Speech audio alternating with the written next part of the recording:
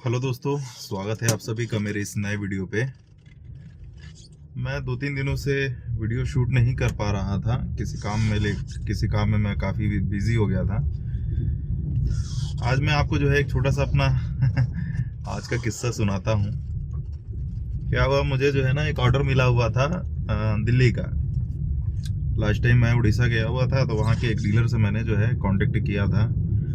दिल्ली वाली पार्टी का जो मुझे ऑर्डर मिला था वो लगभग 50 लाख रुपए का था, और उड़ीसा की जो पार्टी थी उससे मैंने जो है अपना बिजनेस नेगोशिएशन किया रेट को लेकर के। रेट नेगोशिएशन के बाद जो है हमने जो है डील को कंफर्म माना। डील कंफर्म होने के बाद जो है मैंने डीलर को कहा कि भाई पार्ट की सारी व्यवस्था कर लेना, अरेंजमेंट कर लेना, और नए एमआरपी में मुझे सामान देना। बिकॉज दिल्ली का जो मार्केट है वो काफ़ी जो है कॉम्प्लिकेटेड मार्केट है। उसके साथ साथ में वहाँ कंपटीशन काफ़ी जो है वो हाई लेवल पे रहता है। तो डीलर को मैंने कहा कि साहब मुझे जो है स्पेयर पार्ट्स नए एमआरपी का चाहिए। डीलर ने ओके भी किया, ग्रुप में मुझे लिख करके भी दिया। मैंने जो है पार्टी से अपने खाते में पैसा मंगवाया। पैसा मंगवाने के बाद में मैंने जो मेरा प्रॉफिट मार्जिन रखना था वो मेरा प्रॉफिट मार्जिन मैंने रखा, एंड जो डीलर को मुझे पैसा देना था वो डीलर को मैंने पैसा दे दिया। डीलर को मैंने रिक्वेस्ट भी किया था कि साहब जो है स्पेयर पार्ट्स आप सेंड करने के लिए जो लॉजिस्टिक है, कोई अच्छा लॉजिस्टिक को देखिएगा, ताकि स्पेयर पार्ट जो है वो हम जल्दी दिल्ली पहुंचा सके। बिकॉज अगर एक ऑर्डर हमारा जल्दी जाएगा तो दूसरा ऑर्डर जो है वो जल्दी हमें मिलेगा। तो डीलर ने उसमें भी मुझे जो है वो सपोर्ट किया नहीं। और लॉजिस्टिक के लिए मैं साहब जगदलपुर में रह करके अपने लिंक से मैंने जो है कुछ सोर्स लगाया, और मैंने एक लॉजिस्टिक का पता किया। लॉजिस्टिक वाले के साथ में रेट नेगोशिएशन किया, एंड सारी चीज़ें ओके थी। लॉजिस्टिक में मैंने जो है अपना माल लोड करवाया। माल लोड करवा के मैंने दिल्ली भेज दिया। आज सुबह सुबह जो है मेरा जो रिटेलर था उसके पास में माल पहुंचा। माल पहुंचने के बाद में जो है रिटेलर ने जब उसको खोल करके देखा तो मेरे पास में रिटेलर का कॉल आया, और वो कहता है कि साहब आप लग रहा है साल भर पीछे चल रहे हो। मैंने पूछा साहब क्या हो गया, आप साहब ऐसी बातें क्यों कर रहे हो? तो उसने कहा कि आपने जो माल मुझे भेजा हुआ है ये इसी महीने का 1 साल पुराना माल है, यानी 11/2024 का इसमें माल है। मैंने कहा ठीक है। और जब उससे मैंने वीडियो और सारी चीज़ें सारा डिटेल लिया तब मुझे समझ में आया कि हाँ यार, ये तो जो है काफ़ी पुराना माल डीलर ने मुझे दे दिया। रिटेलर ने मुझे लगभग 4-5 अलग अलग वीडियोस बना करके भेजे, और सभी में जो है डिफरेंट मंथ के डिफरेंट ईयर्स के जो है मैन्युफैक्चरिंग डेट के स्पेयर पार्ट्स अवेलेबल थे। इस चीज़ को लेकर के मैंने जो है डीलर से बात किया, तो डीलर के पास में कोई जवाब नहीं था। अब उसका कहना है कि साहब अब मैं क्या करूं? तो डीलर को मैंने 5% जो है वो एक्स्ट्रा डेविएशन के लिए बोला है। डीलर मुझे जो है पुराने एमआरपी का 5% एक्स्ट्रा मुझे पैसा देगा, क्योंकि ये जो छोटी छोटी चीज़ें होती हैं ये आपके बिजनेस में काफ़ी इफेक्ट डालती है। डीलर ऑलरेडी जो है वो लगभग 10 दिन लेट था। 10 दिन तक वो अपना फाइनेंशियल कैलकुलेशन करता रहा डिस्काउंट को लेके। होता क्या है कि जब भी हमारी बड़ी डील होती है, उस बड़ी डील में हमें डिस्काउंट भी काफ़ी हायर साइड में चाहिए होता है।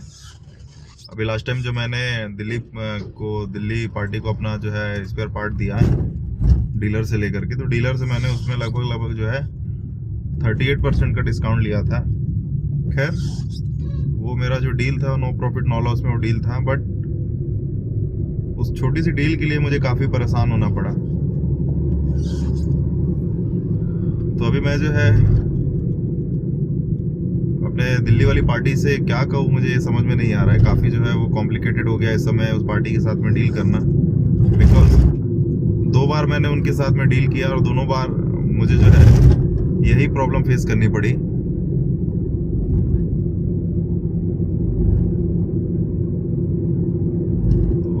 डीलर जो है वो उड़ीसा का डीलर है, जेसीबी का उड़ीसा का डीलर है। अब मैं उसके डीलर का क्या नाम लूं।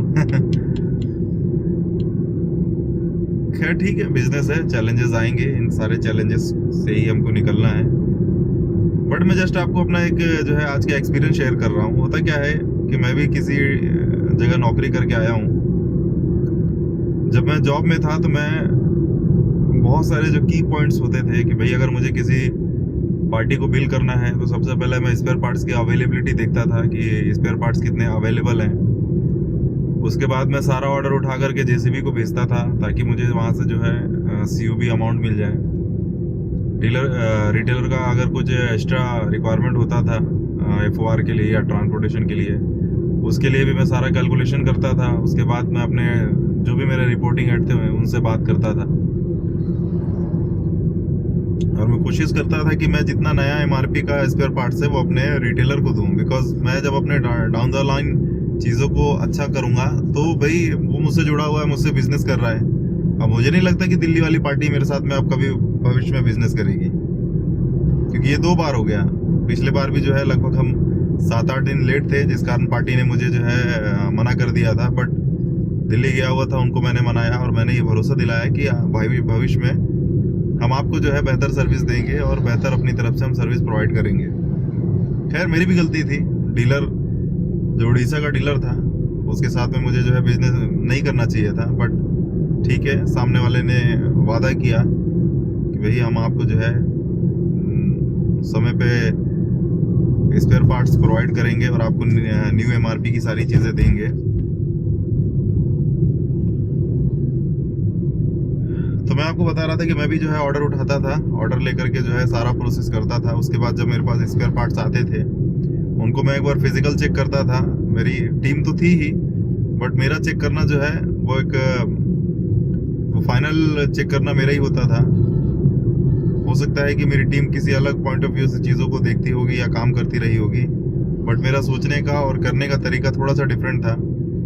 सो मैं जो है सारे स्पेयर पार्ट्स का जो एमआरपी था और सारे जो फॉर्मेलिटीज़ एंड डॉक्यूमेंटेशन होते हैं उन सारी चीज़ों को मैं कंप्लीट करता था। देन उसके बाद में मेरे रिटेलर्स को स्पेयर पार्ट्स प्रोवाइड करने का प्रोसेस करता था। इफ़ अगर मेरा नियरेस्ट रिटेलर है और वो चाहता है कि मैं उसको एफओसी दूं तो मैं उसको जो है ट्रांसपोर्ट करवाता था सामान। तो ये मैं जो है मेरा थोड़ा सा डिफरेंट तरीका था चीज़ों को करने का। तो काम को लेकर के फेलियर्स बहुत कम आते थे। आज भी बहुत सारे ऐसे डीलर हैं जिसमें जो है बहुत सारे एजेड लोग बैठे हुए हैं, बट उनका जो काम करने का तरीका है वो आज भी जो है वो बड़ा पुराना तरीका है। प्रोफेशनली वो काम नहीं कर रहे हैं। इसको लेकर के मार्केट का जो कंपटीशन है उसमें काफ़ी जो है वो प्रॉब्लम्स आती है। और सबसे बड़ा प्रॉब्लम ये है कि आप जब नौकरी कर रहे होते हो तो बहुत कम लोग ऐसे होते हैं जो ओनरशिप लेके काम करते हैं। जैसे मैंने आपको जो है पिछली वीडियो में बताया था कि मैं जिस डीलर में था उसमें मैंने 4 साल अपना दिया और इन 4 सालों में मैंने जो है काफ़ी अच्छा काम किया। इंफ्रा को लेकर के, मेन पावर्स को लेकर के मैंने मेरे तरफ से बेस्ट दिया, क्योंकि मैंने ओनरशिप लेकर के काम किया था। तो कुछ ऐसे डीलर्स में कुछ ऐसे मेन पावर हैं जो ओनरशिप लेकर के काम करते नहीं हैं, दूसरों के भरोसे जो है वो काम छोड़ देते हैं और एंड ऑफ द डे कि उनका जो है एक अच्छा क्लाइंट या अच्छा एक कस्टमर जो है उनसे टूट जाता है। अब मैं भविष्य में कभी भी जो है उड़ीसा के उस डीलर से बिजनेस नहीं करूंगा जिसके साथ मैंने पिछला मैंने बिजनेस किया था, क्योंकि मेरा उनके साथ में एक्सपीरियंस काफ़ी ख़राब था। प्रॉपर मुझे जो है वो समय पे रिस्पांस नहीं मिला, स्पेयर पार्ट्स मुझे समय पे प्रोवाइड नहीं हुआ, जो प्रोवाइड हुआ वो ओल्ड एमआरपी का था। अब इन सारी चीज़ों को लेकर के मुझे कुछ स्ट्रिक्ट एक्शन लेना पड़ेगा। देखते हैं क्या करेंगे। बड़ी मेहनत से जो है मैंने एक क्लाइंट बनाया था अपने नए बिजनेस के लिए। मैंने उनके साथ में जो है 0-0 पे ही बिजनेस किया, no profit no loss. But ठीक है, अनफॉर्चुनेटली चीज़ें जो है वो गड़बड़ हो गई। अब इसे भी जो है वो अपने डायरी पे नोट करूँगा कि इस गलती को मुझे जो है वो दोबारा नहीं दोहराना है और ऐसे डीलर से मुझे दूर रहना है। या ऐसे जो है डीलर के लोगों से दूर रहना है जिनका जो रिस्पॉन्स टाइम है वो काफ़ी ख़राब है, क्योंकि ऐसे डीलर के कारण मैं शायद अपना बिजनेस लॉस करूंगा और मैं ऐसा चाहता नहीं, क्योंकि अगर कस्टमर एक बार टूट गया तो फिर उनको मनाना बड़ा मुश्किल हो जाता है। और हमारी जो इंडस्ट्री है वो कस्टमर सेटिस्फेक्शन पे ही काम करती है। हमारा अगर कस्टमर संतुष्ट है तो हम अपने बिजनेस को काफ़ी अच्छा लेकर के जा सकते हैं, बट अगर हमारा कस्टमर जो है वो संतुष्ट नहीं है, सेटिस्फाइड नहीं है, तो काफ़ी जो है वो डिफ़िकल्टीज हमें फेस करनी पड़ सकती हैं।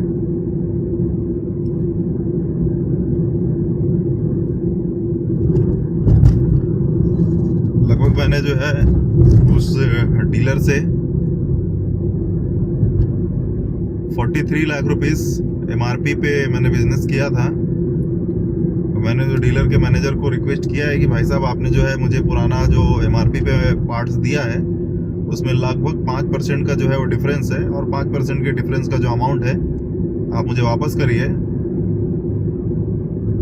इफ अगर उन्होंने मुझे वापस नहीं किया तो मुझे जो भी स्ट्रिक्ट एक्शन लेना होगा अगेंस्ट टू डीलर, फिर मैं उसको लेने के लिए आगे प्रोसेस करूंगा। मैंने भी इंडस्ट्री में क्योंकि समय दिया हुआ है, इस इंडस्ट्री में ऑटोमोबाइल आफ्टर सेल सर्विस में, चाहे आप JCB की बात करें, अशोक लेलैंड की बात करें, टाटा की बात करें, मैंने इसमें समय दिया है तो लोग जानते हैं।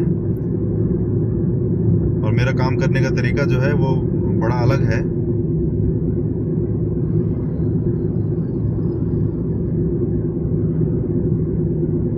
चलिए दोस्तों, अगले वीडियो में मैं आपसे मुलाकात करूंगा और कोशिश करता हूं कि मेरा जो क्लाइंट है, जो मेरा कस्टमर है जो मुझसे नाराज़ है, उसको मैं कन्विंस करूं फर्दर बिजनेस के लिए।